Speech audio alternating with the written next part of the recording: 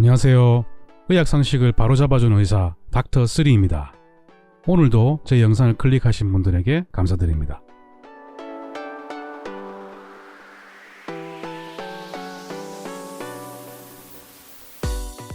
제가 항상 진료실에서 환자분들에게 밥은 당이 너무 많으니까 가급적 안 드시든지 최대한 적게 드세요 라고 말하면 2명 중 1명은 꼭 물어봅니다. 그러면 현미는 괜찮죠? 이건 거의 자동입니다. 자동. 정말 신기합니다. 이렇게 대부분의 사람들에게 현미는 다이어트에도 좋고 건강에도 좋고 너무나도 좋은 음식 같습니다. 브라보 브라보입니다. 이렇게 이미지가 좋은 음식이 우리 주위에 얼마나 있을까요? 그래서 오늘 영상에서는 현미와 백미를 제대로 한번 비교해 보겠습니다. 보기만 봐도 먹고 싶어지는 회전초밥입니다. 그런데 이런 스시집은 초밥 재료가 전부 백미네요. 현미보다 훨씬 안 좋다는 백미를 왜 굳이 쓸까요? 당연합니다. 먹기도 편하고 소화도 잘 되고 맛도 훨씬 더 좋으니까요. 현미로 초밥을 만든다면 사실 누가 먹겠습니까? 먹는 것 자체가 힘든 현미는 역시 건강식이 맞나 봅니다. 그러면 여기서 영상을 마무리해야겠죠? 뭐 승부는 난 거 아닙니까? 현미가 좋은 걸로? 그래도 길고 짧은 건 한번 대봐야죠. 기왕 시작한 건데. 그러면 현미와 백미는 대체 뭐가 다를까요? 아예 다른 품종일까요? 간단하게 설명드리면 백미는 껍질 등을 전부 다 벗겨낸, 즉 완전 도정된 쌀입니다. 왼쪽 사진만 봐도 알 수 있죠. 흰 쌀 외에는 아무것도 없습니다. 그런데 오른쪽에 현미를 한번 보십시오. 빨간색 동그라미 부분을 보시면 머리 부분에 작게 붙어 있는 것을 쌀눈이라고 합니다. 그리고 전체적으로 싸고 있는 꺼끌꺼끌한 껍질이 있죠. 이것을 쌀겨라고 합니다. 이 쌀눈과 쌀겨에는 비타민과 미네랄 등이 포함되어 있습니다. 아무래도 껍질이 있으니까 먹을 때 꺼끄럽고 소화도 잘 안 되겠죠.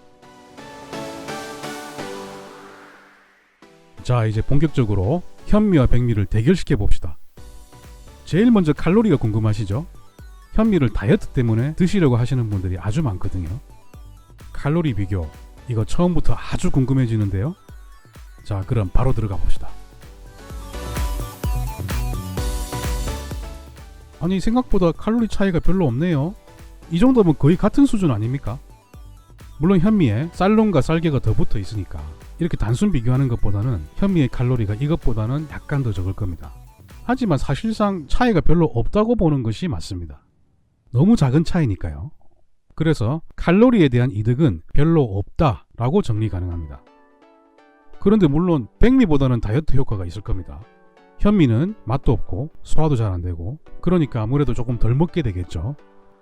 그런데 만약 현미의 양을 똑같이 먹는다면 현미의 다이어트 이득은 별로 없다고 말하는 것이 의학적으로 맞는 설명입니다. 그러면 칼로리 대결은 무승부로 결론이 났습니다. 자, 이번에는 식이섬유의 양으로 대결시켜 봅시다. 이건 좀 뻔하겠네요. 확실히 여기서는 압도적으로 현미가 이겼습니다. 쌀lun과 쌀겨에는 비타민과 미네랄, 식이섬유 등이 포함되어 있거든요. 식이섬유가 많으면 많을수록 당이 천천히 흡수됩니다. 그래서 현미가 백미보다는 혈당을 천천히 올릴 수 있겠다는 합리적인 추론이 가능합니다. 자, 이번에는 당지수를 비교해 보겠습니다. 이것도 역시 결과가 뻔할 것 같은데요. 참고로 당지수라는 것은 먹고 나서 얼마나 혈당을 올릴 수 있는지에 대한 지표입니다.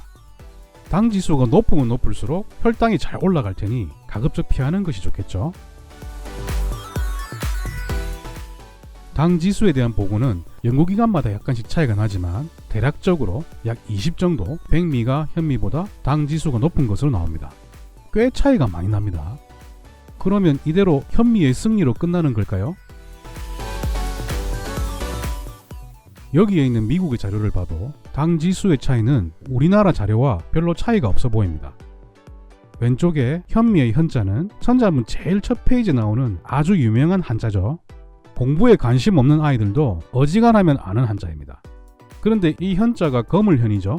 거물현, 누루황 기억나십니까? 그런데 영어로는 블랙 라이스가 아니라 브라운 라이스네요. 약간 생각의 차이는 있는 것 같습니다. 제 눈에는 갈색은 아닌 것 같은데. 이 그래프는 제가 즐겨보는 트리피아 오타쿠라고 하는 일본인 유튜버가 실제로 밥을 먹고 나서 30분 간격으로 혈당을 체크하고 기록한 것입니다.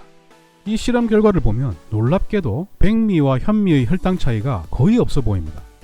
물론 이것은 사람에 따라 달라질 수 있는 수치이기 때문에 이걸 가지고 별로 차이가 없다 라고 말하기는 어렵지만 다른 실험에서도 비슷한 결과가 자주 보입니다. 현미에 대해 아주 좋은 결과를 보이는 실험에서도 약간 늦게 혈당을 올릴 수는 있지만 결국 한두 시간 이내에 최고 혈당에 도달하는 정도는 백미와 현미가 거의 차이가 없었습니다. 이것이 대부분의 실험 결과입니다. 이러면 점점 이상해지는데요. 아주 양보해서 혈당을 약간 천천히 올린다고 해도 최고 혈당에 도달하는 정도가 비슷하면 별로 이득이 없습니다. 그러면 이번에는 소화에 대해 비교해 볼까요? 현미는 쌀륨과 쌀계라는 씨앗 껍질이 붙어 있죠. 씨앗 껍질에는 렉틴이라고 하는 단백질이 있는데 이는 소화가 잘 안 돼서 장을 자극할 수도 있습니다. 소화력이 정상인 사람은 렉틴이라는 단백질을 부분적으로 소화시킬 수 있지만 평소에 위장이 안 좋거나 소화 기능이 떨어져 있는 노인들에게는 오히려 큰 부담이 될 수 있습니다. 소화가 안 된 렉틴은 장에 염증을 일으킬 수 있거든요. 그래서 현미를 먹고 소화가 잘 안 돼서 불편하다면 억지로 먹는 것은 좋지 않습니다. 여러분 오늘 영상 재밌게 보셨나요? 현미와 백미는 둘 다 혈당을 많이 올립니다. 다른 어떤 탄수화물보다 혈당을 잘 올립니다. 그래서 저는 현미와 백미 둘 다 드시지 말라고 합니다. 현미와 백미를 드실 거면 차라리 고구마나 감자를 드시라고 말씀드립니다. 그래도 만약 둘 중에 하나를 고르라면 저는 백미를 고르겠습니다. 현미가 알려진 것에 비해 딱히 좋은 점도 없고 크게 나은 것도 없는데 현미를 고집할 이유가 별로 없어 보입니다. 물론 둘 다 안 먹는 것이 좋겠지만 위장장애가 있거나 소화기능이 약한 노인분들은 현미보다는 차라리 백미를 조금만 드시는 것이 더 좋겠습니다. 그러면 닥터3는 다음에도 더 재미있는 이야기로 찾아오겠습니다. 오늘 영상 재밌게 보셨다면 좋아요와 구독 꼭 눌러주십시오. 그럼 다음 영상에서 또 만나요. 감사합니다.